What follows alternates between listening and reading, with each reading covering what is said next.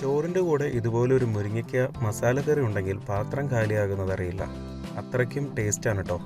നമുക്ക് വീഡിയോയിലേക്ക് പോവാം. ഒരു പാനിൽ 1 ടീസ്പൂൺ എണ്ണ എടുത്ത് ചൂടാക്കുക. അതിലേക്ക് 1/4 കപ്പ് തേങ്ങ ചിരകിയത്, 8 ചെറിയ ഉള്ളി എന്നിവ ചേർത്ത് കൊടുക്കുക. ഒപ്പം ഒരു മീഡിയം വലുപ്പമുള്ള കറുവപ്പട്ട, 2 കരയാമ്പൂ, 2 ഏലക്കായ എന്നിവ ചേർത്ത് കൊടുക്കാം. മീഡിയം ഫ്ലെയിമിൽ 3 മിനിറ്റ് നേരം റോസ്റ്റ് ചെയ്യുക. ഇതുവരെ നമ്മുടെ ചാനൽ സബ്സ്ക്രൈബ് ചെയ്തിട്ടില്ലെങ്കിൽ ഒന്ന് സബ്സ്ക്രൈബ് ചെയ്ത് സപ്പോർട്ട് ചെയ്യണം.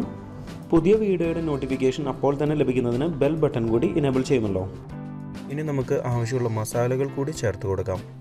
1/2 ടേബിൾ സ്പൂൺ മുളക് പൊടി, 2 ടീസ്പൂൺ മല്ലിപ്പൊടി, 1/2 ടീസ്പൂൺ കുരുമുളക് പൊടി, 1/4 ടീസ്പൂൺ മഞ്ഞൾപ്പൊടി ചേർത്ത് ലോ ഫ്ലെയിമിൽ 1 മിനിറ്റ് നേരം ചൂടാക്കുക. ഒന്ന് ചൂടാറിയതിന് ശേഷം ഗ്രൈൻഡറിലിട്ട് കുറച്ച് വെള്ളം ചേർത്ത് അരച്ചെടുക്കുക. ഇനി ഒരു പാനിൽ 2 ടേബിൾ സ്പൂൺ എണ്ണ ചൂടാക്കുക. അതിലേക്ക് 1/2 ടീസ്പൂൺ നല്ല ജീരകം, 1/2 ടീസ്പൂൺ പെരിഞ്ജീരകം, 2 സവോള അരിഞ്ഞത് ചേർത്ത് ഇളക്കുക. മീഡിയം ഫ്ലെയിമിൽ 5 മിനിറ്റ് നേരം വഴറ്റുക. സവോള ചെറുതായി ഗോൾഡൻ കളർ ആവുന്നവരെ വേണം വഴറ്റാൻ. ഇനി 1 ടീസ്പൂൺ ഇഞ്ചി വെളുത്തുള്ളി പേസ്റ്റും, ഒരു തക്കാളി അരിഞ്ഞതും, 1 തണ്ട് കറിവേപ്പിലയും ചേർത്ത് കൊടുക്കാം. നന്നായി ഇളക്കി യോജിപ്പിക്കുക. 3 മിനിറ്റ് മീഡിയം ഫ്ലെയിമിൽ വഴറ്റുക. 3 മിനിറ്റിന് ശേഷം 3 ടേബിൾ സ്പൂൺ പുളിവെള്ളം ചേർത്ത് ഇളക്കി കൊടുക്കുക. ഒരു ചെറിയ നെല്ലിക്ക വലുപ്പത്തിലുള്ള പുളിയുടെ പകുതി എടുത്താൽ മതിയാവും. ഇനി നേരത്തെ തയ്യാറാക്കിയ അരപ്പ് കൂടി ഇതിലേക്ക് ചേർത്ത് കൊടുക്കാം. 1/2 കപ്പ് വെള്ളം ഈ സമയം നമുക്ക് ചേർത്ത് കൊടുത്ത് 1 ടീസ്പൂൺ ഉപ്പും ചേർത്ത് 2 മിനിറ്റ് മീഡിയം ഫ്ലെയിമിൽ വഴറ്റുക.